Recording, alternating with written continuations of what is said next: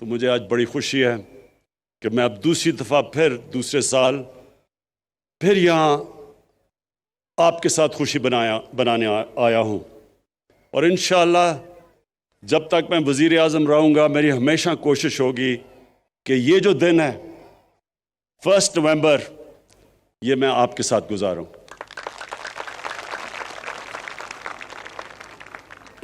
میں گلگت 15 سال کی عمر پہ پہلی دفعہ آیا، تب یہ کاراکورم ہائی وے بن رہا تھا۔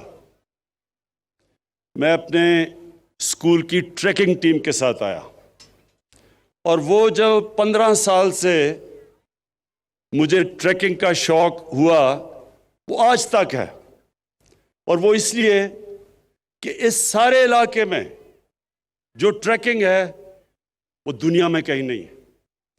یہ وہ اللہ نے اس علاقے میں وہ خوبصورتی دی ہے، اور اس طرح کے جو پہاڑ ہیں اور ان پہاڑوں کے اندر جو علاقے ہیں وہ کہیں دنیا میں نہیں ہیں۔ تو میں صرف ایک میرا پرائم منسٹر بننے کا ایک نقصان یہ ہوا کہ میں اب ٹریکنگ نہیں کر سکتا، لیکن جب بھی موقع ملا تو انشاءاللہ یہاں پھر سے آؤں گا ٹریکنگ کرنے کے لیے۔ خواتین و حضرات، آج ایک تو خراج تحسین پیش کرنا تھا گلگت اسکاؤٹس کو اور ان شہداء کو جنہوں نے قربانیاں دے کے اس علاقے کو آزاد کروایا۔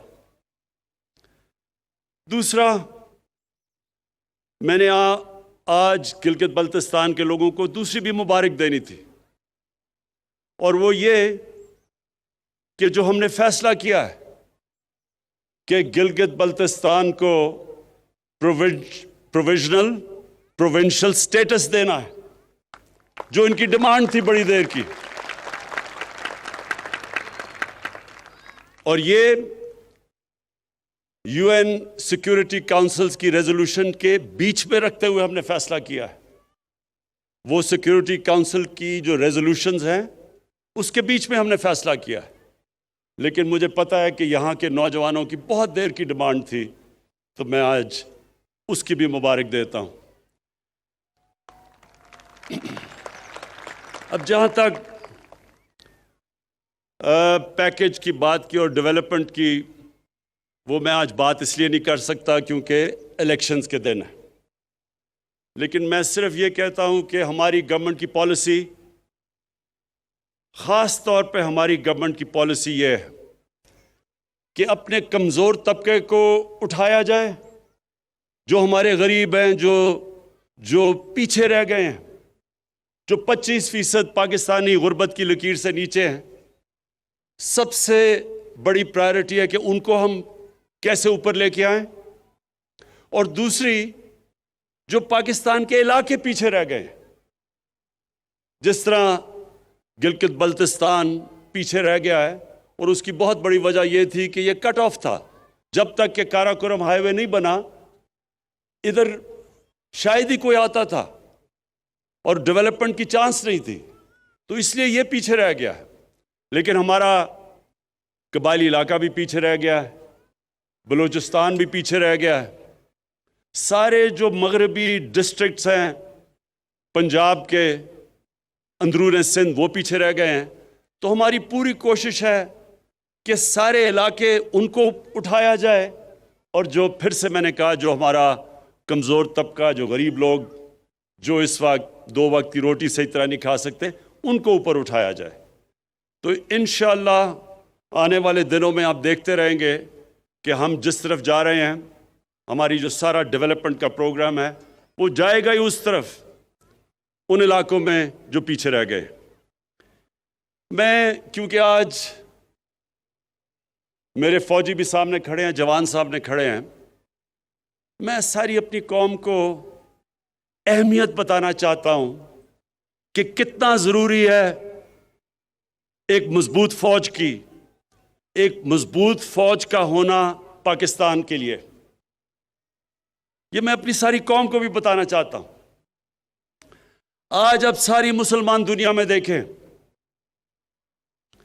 شروع کریں لیبیا سے، پھر صومالیہ پہ جائیں، پھر سیریا جائیں، پھر یمن جائیں، پھر افغانستان کو دیکھیں، پھر عراق کو دیکھیں، تباہی مچی ہوئی ہے، یا جنگیں ہو چکی ہیں یا ہو رہی ہیں، لیکن عوام مشکل میں ہے،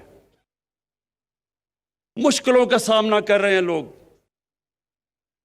اور اس کے بعد یہ دیکھیں کہ ہمارے ملک کا جو اس وقت ہمسایہ ہے، ہندوستان میں آج وہ حکومت آئی ہے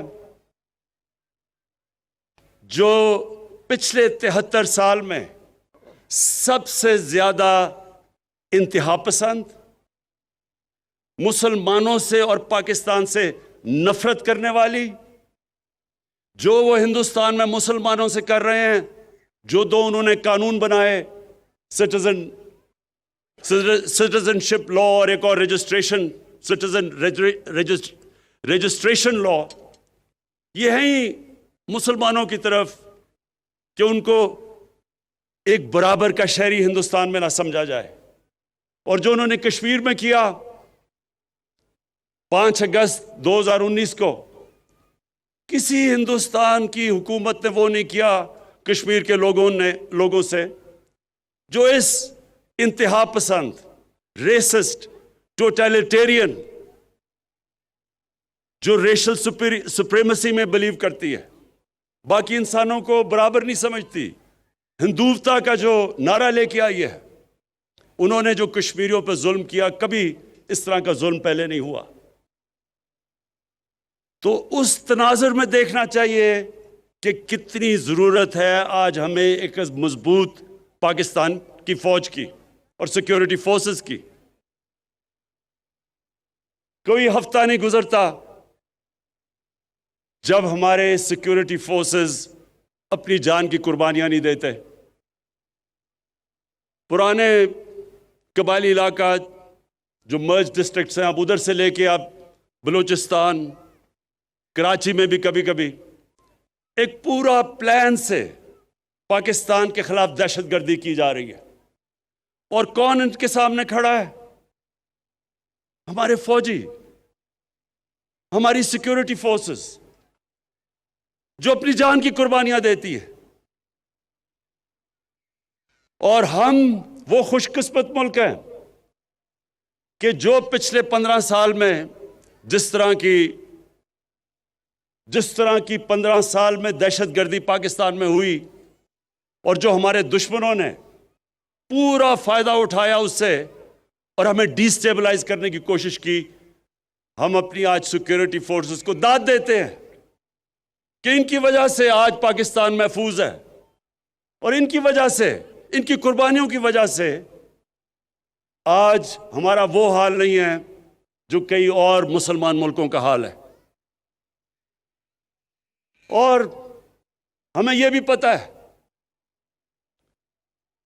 کہ یہ جو نریندر مودی کی حکومت ہے، یہ ہر قسم کا اندر انتشار صرف دہشت گردی کے ذریعے نہیں، جو ان کا کلبھوشن یادو نے جو بتایا کہ کیسے بلوچستان میں اور کراچی میں اس کی مشن تھی دہشت گردی کرنے کی، یہ اندر اور انتشار پھیلا رہے ہیں۔ شیعہ سنی کی لڑائی پلان کیا ہوا تھا کہ شیعہ اور سنی کے عالموں کو قتل کروائیں تاکہ انتشار پھیلے، اور وہ بھی میں آج داد دیتا ہوں اپنی انٹیلیجنس ایجنسیز کو کہ جنہوں نے بہت ان کے پروگرام تھے انتشار پھیلانے کے، وہ پاش کیے۔ میں آج جو آخر میں بات کرنا چاہتا ہوں وہ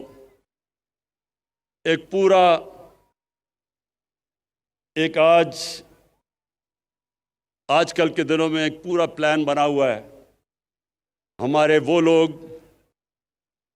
جو کہ اپنے آپ کو ڈیموکریٹس کہتے ہیں، سیاستدان کہتے ہیں، وہ پوری طرح آج ہماری پاکستانی فوج کے اوپر اور پاکستان کی عدلیہ کے اوپر انہوں نے پورا ڈسکریڈٹ کرنے کا ان کو پروگرام بنایا ہوا ہے۔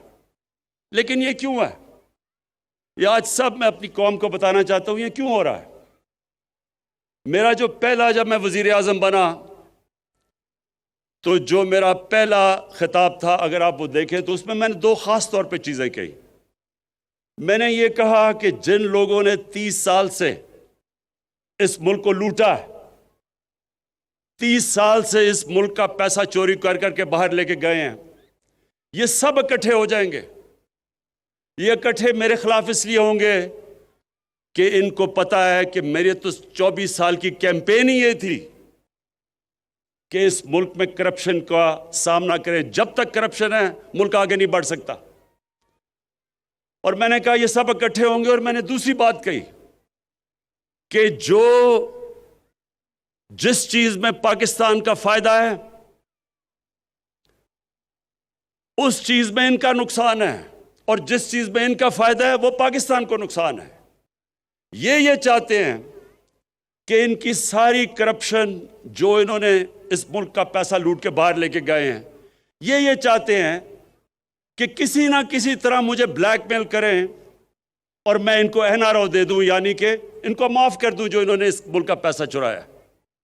پاکستان کا فائدہ ایک چیز میں ہے کہ یہاں قانون کی بالادستی قائم ہو، طاقتور اور کمزور کے لیے قانون بنے۔ یہ نہیں کہ صرف بیچارے وہ لوگ جو مجبوری میں چوری کرتے ہیں وہ جیلوں میں جائیں اور بڑے بڑے ڈاکو ان کو NRO مل جائے اور وہ دندراتے پھریں اور وہ بار بار آ کے پھر ملک کو لوٹیں۔ قانون کی بالادستی کا مطلب کہ طاقتور اور کمزور کے لیے ایک قانون۔ اگر طاقتور چوری کرتا ہے تو اسی طرح اس طرح احتساب ہو جو عام آدمی کا ہوتا ہے۔ تو یہ میں نے کہا کہ ان کا جو انٹرسٹ ہے وہ پاکستان کے انٹرسٹ کے خلاف ہے، اور یہ آج ثابت ہو رہا ہے۔ سب اکٹھے بھی ہو گئے ہیں اور پوری طرح بلیک میل۔ پہلے انہوں نے مجھے بلیک میل کرنے کی کوشش کی معاشیت پہ، الیکشن جی غلط ہو گیا، ہم نے کہا کھول دو الیکشن، ادھر سے بھی بھاگ گئے۔ معاشیت اللہ کا شکر ہے کہ ایک وہ ملک کے چھوڑ کے گئے تھے جس کا دیوالیہ نکلا ہوا تھا، اللہ کا کرم ہے کہ وہ بھی صحیح طرف لگ گیا ہے۔ اس کے بعد کرونا کے اوپر انہوں نے کوشش کی۔ آج دنیا اکنالج کرتی ہے کہ جس طرح پاکستان کرونا سے نکلا ہے شاید ہی کوئی اور ملک نکلا ہو۔ پھر فیٹف کے اوپر جو ہندوستان پوری کوشش کر رہا تھا کہ پاکستان کو فیٹف میں بلیک لسٹ کروائیں، اس پہ بلیک میل کرنے کی کوشش کی، اس میں بھی میں بلیک میل نہیں ہوا۔ تو اب انہوں نے پاکستانی فوج کی طرف، پاکستان کے آرمی چیف، ISI کے چیف کے اوپر اب انہوں نے بندوقیں تانی ہوئی ہیں۔ پہلے تو میں آج اللہ کا خاص شکر ادا کرتا ہوں کہ اگر یہ ISI کے چیف کو اور آرمی چیف کے خلاف بات کر رہے ہیں، اس کا مطلب میں نے بالکل ٹھیک ان کو منتخب کیا، یہ میری سلیکشن بالکل ٹھیک تھی، کیونکہ اگر یہ ڈاکو ان کے خلاف بول رہے ہیں اس کا مطلب وہ ٹھیک لوگ ہیں۔ دوسری، میں آپ سب کے لیے، اپنی قوم کے لیے ایک چیز کہنا چاہتا ہوں کہ آپ اگر اسلام کی تاریخ پڑھیں، بر صغیر میں مسلمانوں کی تاریخ پڑھیں، تو مسلمان بہت کم، جب مقابلہ ہوتا تھا دشمن کا اور مسلمانوں کا، ڈٹ کے مقابلہ کرتا تھا مسلمان، لیکن نقصان مسلمانوں کو تب سب سے زیادہ پہنچایا مسلمانوں کے میر جعفر اور میر صادق نے۔ یہ وہ غدار تھے جو اندر سے سازش کر کے مسلمانوں کو، انہوں نے ان قوموں کو غلام بنا دیا صرف ذاتی فائدوں کے لیے۔ قرآن شریف میں منافق کا درجہ کافر سے نیچے رکھا ہوا ہے، کیونکہ وہ آپ کا بننے کی کوشش کرتا ہے، وہ اندر سے جڑیں کاٹ دیتا ہے۔ جنگ خندق میں جب نبی صلی اللہ علیہ وسلم مکہ کے کفار کا مقابلہ کر رہے تھے تو اتنا ہی بڑا جتنا کفار کی فوج تھی، اندر منافقین سے خطرہ تھا، اور اس لیے اللہ نے کہا تھا کہ ان کا درجہ کافر سے نیچے ہے، یہ زیادہ نقصان پہنچاتے ہیں۔ اور آج ہم پاکستان کے میر جعفر، میر صادق اور میر ریاض صادقوں کو دیکھ رہے ہیں۔ یہ وہ لوگ ہیں، یہ وہ لوگ ہیں جو آج نریندر مودی کی زبان بول رہے ہیں۔ دنیا نے کہا کہ جس طرح پاکستان نے پلوامہ کے بعد اپنے آپ کو کنڈکٹ کیا، مجھے سارے دنیا کے ہیڈز آف سٹیٹ کے مبارکی کے میسیجز آئے، اور یہ آج کہہ رہا ہے کہ جناب پاکستان نے ڈر کے کیا، جو کہ نریندر مودی نے ساری الیکشن کیمپین کی تھی اس پہ۔ اور سارا مقصد ان کا مقصد ہے کیا؟ سارا مقصد ایک ہے کہ کسی نہ کسی طرح عمران خان بلیک میل ہو کے ان کی اربوں روپے کی لوٹی ہوئی دولت جو باہر لے کے گئے ہیں، وہ کسی طرح اس کے لیے این آر او دے دے، معاف کر دے۔ میں آج اپنی ساری قوم کو کہنا چاہتا ہوں کہ عمران خان کبھی ان ڈاکوؤں کو معاف نہیں کرے گا۔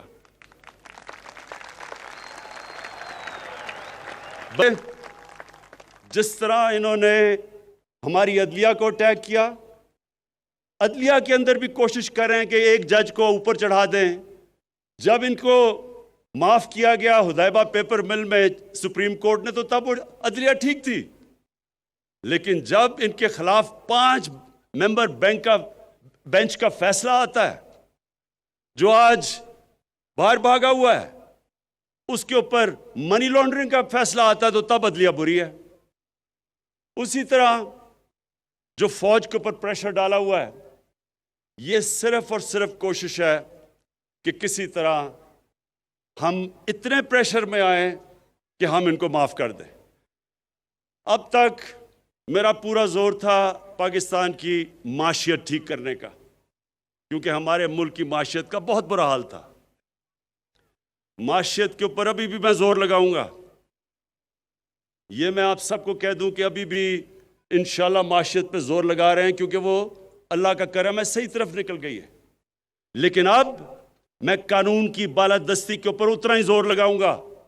جو سٹیٹ کے ادارے ہیں، ان کو اب میں خود دیکھوں گا کہ اس ملک میں قانون کی بالادستی قائم کرے، اور یہ جو طاقتور، اس ملک کے طاقتور مجرم، یہ جو اس ملک کو بلیک میل کرنے کی کوشش کر رہے ہیں، ان کو قانون کے نیچے لے کے آئیں۔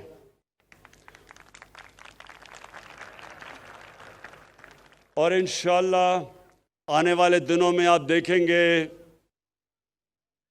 کہ کس کی ٹانگیں کامتی ہیں اور کس کے ماتھے پہ پسینہ آتا ہے۔ یہ ساری قوم دیکھے گی۔ شکریہ۔